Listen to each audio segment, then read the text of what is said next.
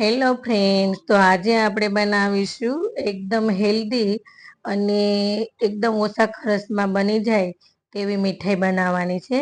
તો આ મીઠાઈમાં આપણે ગેસનો પણ યુઝ નથી કરવાનો.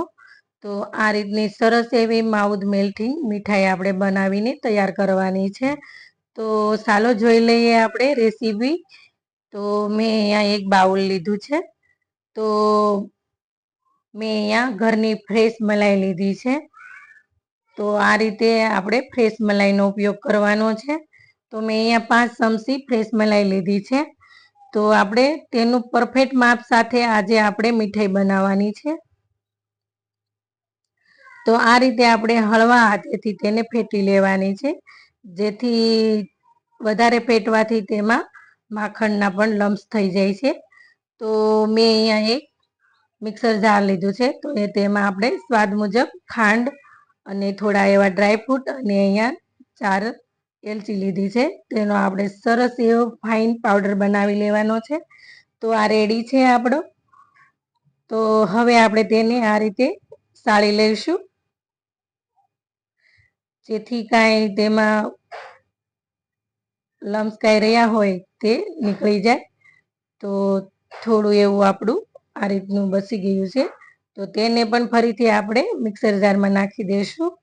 તો મારી આગળ આ મૂળા ડાળિયા પડ્યા હતા, તેનો હું ઉપયોગ કરું છું. તમે તેની જગ્યાએ રોસ્ટેડ ચણા પણ લઈ શકો. તો તેનો આપણે પણ સરસ ફાઇન પાવડર બનાવવાનો છે. તો આ રેડી છે.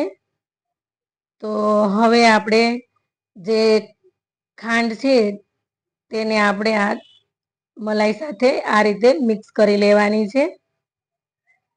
તો જ્યારે ખાંડ હોય તેને આપણે કોઈ પણ મેલ્ટ વસ્તુ સાથે આ રીતે મિક્સ કરીએ ત્યારે ખાંડ હોય તે તેનું પાણી થોડું એવું રિલીઝ કરે જ છે. તો આ રીતે આપણે તેને મિક્સ કરી લેવાનું છે. તે એકદમ લિક્વિડ ફોર્મમાં આવી જશે.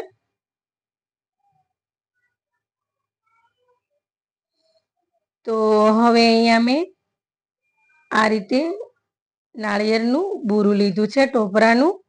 તો તે એડ કરી દેવાનું છે. તો અહીંયા આપણે 3 થી 4 ચમચી મિલ્ક પાવડર લેવાનો છે. તો આ મિલ્ક પાવડર પણ મેં ઘેરે બનાવેલો છે. તો આ રીતે આપણે તેને મિક્સ કરી લેવાનું છે. તો અહીંયા જે આપણે ડાળિયાનો જે ફાઇન પાવડર બનાવ્યો હતો તે એડ કરી દેવાનો છે અને તેને પણ આ રીતે મિક્સ કરી લેવાનો છે.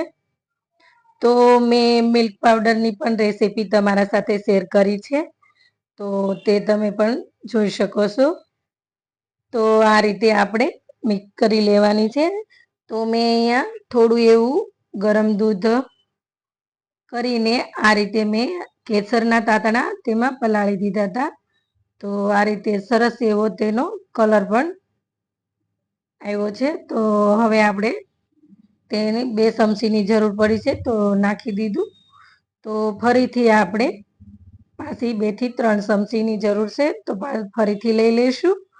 તો આ રીતે આપણે હાથેથી સરસ મિક્સ કરી લેવાનું છે. તો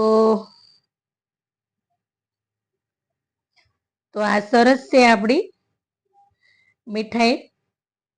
તો હવે આપણે અહીંયા મેં એક પ્લાસ્ટિક લીધું છે, તેમાં આ રીતે થોડું એવું ઘી લગાવી લેવાનું છે, જેથી આપણે મીઠાઈને સરસ એવી આપણે સ્મૂથ કરવાની છે. તો તેને આ રીતે મૂકીને આપણે તેને આ રીતે કળી લેવાની છે, જેથી સરસ એવી સ્મૂથ થઈ જશે. તો સરસ એવી સ્મૂથ થઈ ગઈ છે. તો મેં અહીંયા એક ટિફિન બોક્સ લીધું છે. તો તેમાં એક બટર પેપર પાથરી દીધું છે અને તેમાં આ રીતે ગાર્નિશ માટે મેં અહીંયા પિસ્તાની કતરણ લીધી છે. તો પહેલાં જ મેં આ રીતે મીઠાઈનું આ રીતે શેપ આપી દીધો હતો, જેથી આ રીતે નાખવાથી જે આપણે નીચે પિસ્તાની કતરણ નાખી છે તે ત્યાં જગ્યાએ રહે છે. તો આને આપણે 1 કલાક માટે રેસ્ટ થવા મૂકી દઈશું. તો 1 કલાક થઈ ગઈ છે. તો હવે આપણે તેમાંથી આ રીતે સરસ રિમૂવ થતા તેને વાર નથી લાગતી, જેથી આપણે બટર પેપર પાથર્યું હતું એટલા માટે. તો આ રીતે આપણે હવે બટર પેપર અલગ કરી લઈશું. તો હવે આપણે તેને કટ લગાવી લેવાનું છે. તો સરસ એવી આપણી માઉથ મેલ્ટિંગ મીઠાઈ બનીને તૈયાર થઈ ગઈ છે. જોતા જ ખાવાનું મન થાય તેવી સરસ બની છે. તો આ રીતે આપણે એક વચમાં આ રીતે પણ કટ લગાવી લેવાનું છે.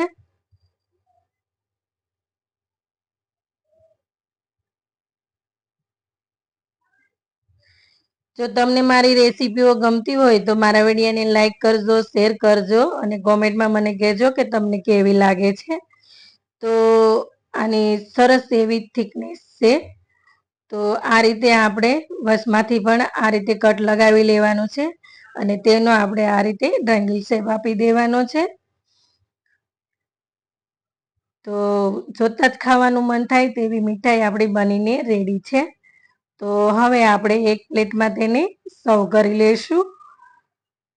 તો આ રીતે હું તમને હજી એક વચમાંથી આ રીતે એક ટુકડો કરીને બતાવીશ. તો સરસ એવી આપણી મીઠાઈ બનીને તૈયાર થઈ છે. સેજે પણ સીપસીપી નથી. તો આ રીતે તમે બનાવશો તો સરસ એવી તમારી મીઠાઈ પણ થશે.